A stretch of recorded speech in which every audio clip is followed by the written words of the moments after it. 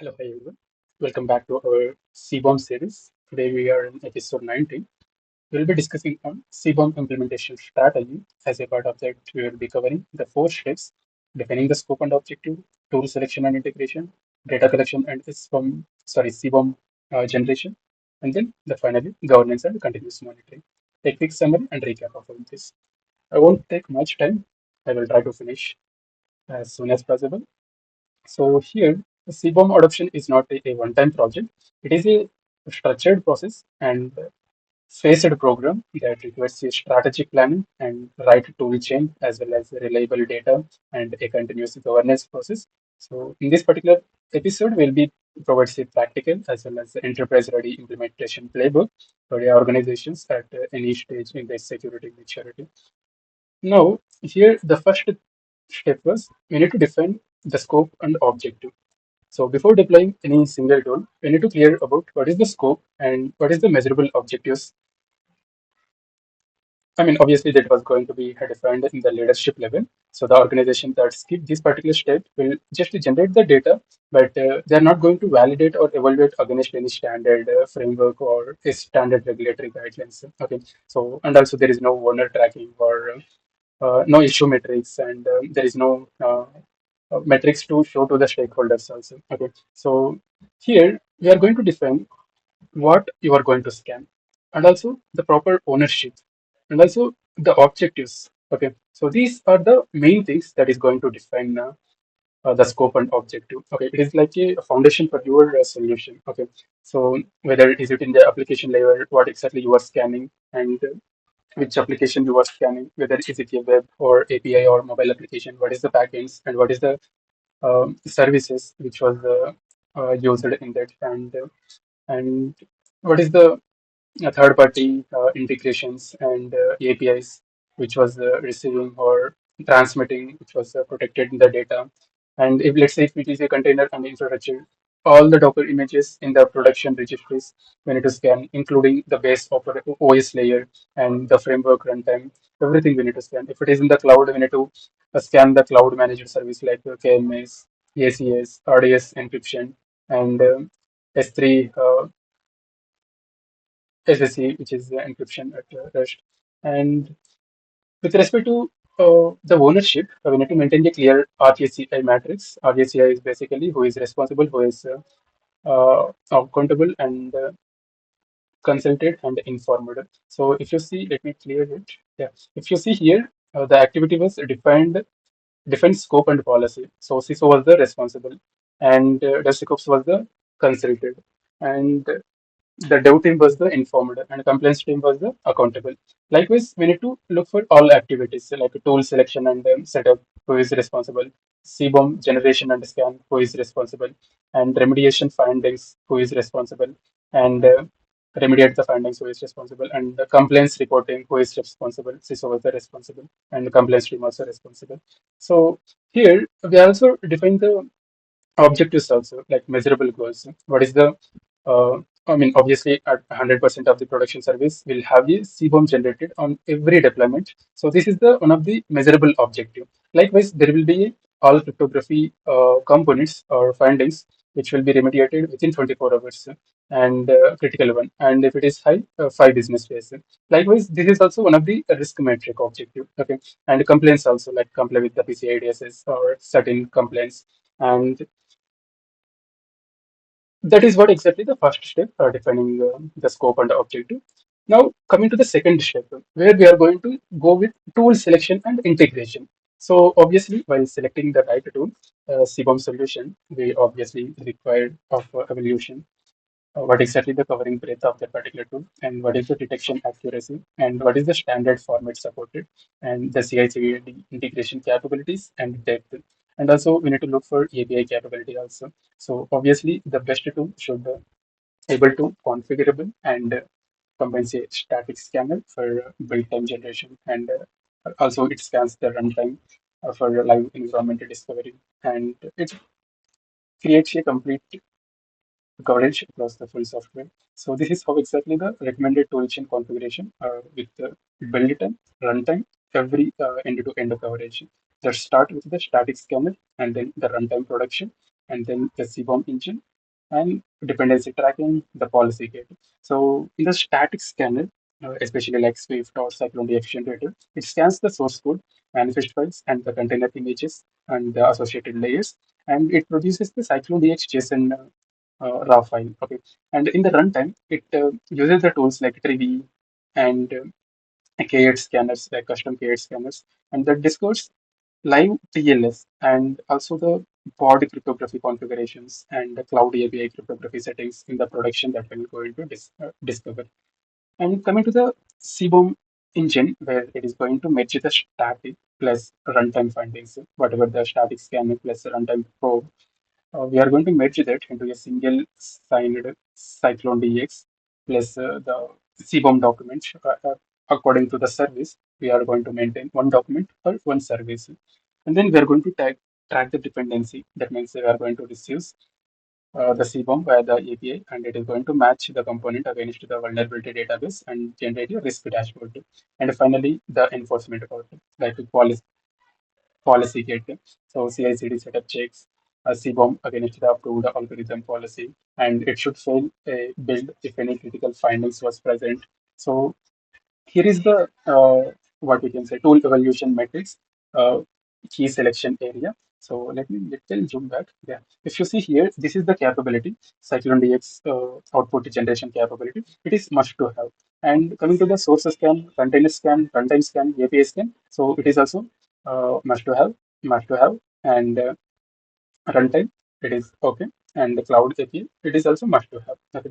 Likewise, you can see the capability and the must to have as well as in different source to scan, container scan, runtime scan, API scan, the CI/CD native plugin, it is also must to have. The CVE database auto query must to have. Transfer dependency detection must to have in all this, and certificate expiry tracking must to have. A digital signature on output, it is also must to have. If you see here, if you see the certificate expiry tracking, in the source scan, obviously it is not required to must to have, and container scan, obviously it is partially required for container layered scan. Obviously, in the runtime environment, it is must to have thing, and in the cloud APIs also it is must to have thing. And here is the a quick checklist against the CI/CD integration. Obviously, we need to add a CBOM generation as a dedicated stage, pipeline stage. Okay, it should run after the build. So before any deployment step, it should have. And also we need to store the signed CBOM as a build artifact alongside with your container image on the OCI registry and with a matching digestion. And also we need to configure the policy as a code. That means whatever the policy get configured, that need to be there. And we need to also push the CBOM into a dependency track or a equivalent via the REST API for continuous CVE matching. Basically, this one also not to have. And also set up a webhook notification. That means, let's say, if any critical finding or critical or high finding, that should detect and trigger a alert over the notification channel, whatever they are using in their organization. So this is what exactly the checklist for CI/CD integration. Now we just seen scope and defining the objectives, and also tool selection and integration, and we have data collection and CBOM generation. So here, one moment, yeah, implementation started. Yeah, here in the data collection and the CBOM generation, obviously CBOM data quality is the foundation for the downstream decision and the risk prioritization, compliance reporting, and remediation planning. So here we need to obviously incomplete or the stale CBOM data. It is worse than no CBOM. Okay, so it just creates a false confidence, and this step is going to establish the scanning discipline with a that will ensure each and every CBOM that produces is accurate, compliant, and up to date. That means current. Now let us see what exactly the data collection and CBOM generation across the like code, like static, like manifest scan, code scan, and the container scan, and runtime like Kubernetes or cloud scan. So here we are going to pass all the package manifests like log package.json, form.xml, or I mean based upon the programming language we are going to use, we are going to pass this. And when it should be triggered, whenever each and every commit, it should get this particular data. This is the collected data basically, what it should collect. In the container images, if you see, each and every layer of the Docker container images that includes the base image, runtime, framework, and application for installed cryptography packages. In coming to the runtime, it should have a probe live environments, Kubernetes pods, cloud, if it is a cloud, KMS should be there, and ACS certificate store, and active TLS configurations, and load balancers. And when it should be, each and every commit, it should gather, and each and every image build, it should collect this information. When continuous scheduled scan, it should do. And as a output, the component will list what is the name, what is the version, component version, package URL, cryptography type, cryptography specific properties as per the service. And here in the Docker image layer scan, it is going to have a layer attribute to component list showing which exact layer that particular cryptography introduced. Okay. And in the runtime, it has a live cryptography status, like actual negotiated TLS version, which pursuits it was using, and what exactly the tools with respect to the static code and the manifest scan. The Cyclone DX was the one, Swift was the one, and container scan, Trivy was the one, Grip was the one, and runtime scan, like custom Kubernetes daemon set scanners or AWS config roles, those are the ones. Here, the CBOM data quality standard with respect to this, obviously there should be a completeness. That means all mandatory certain data fields that should be populated, and the current, that means up to date, like each and every build cryptography should be there. It's no longer like 1 year ago or 6 months ago. It should be up to date. And integrity also, like each and every CBOM signed with a JWS signature verifies by a dependency track before the ingestion, and the attribution also. That means each and every component entry that includes the usage, where exactly the location, who is the owner for contacting or responsible to fix that findings. So without obviously owner cannot we prioritize or we cannot resolve also. Now the final step was the fourth step, which is governance and continuous monitoring. So here CBOM generation without a governance is just a reporting a exercise, not a kind of security program. So here governance transforms the CBOM data into a enforceable controls that applies the policies, and we are going to block the weak cryptography at the quality gate, and there should be a proper SLAs and a proper remediation plan and a dashboard showing a complete end-to-end visibility of the cryptography security posture.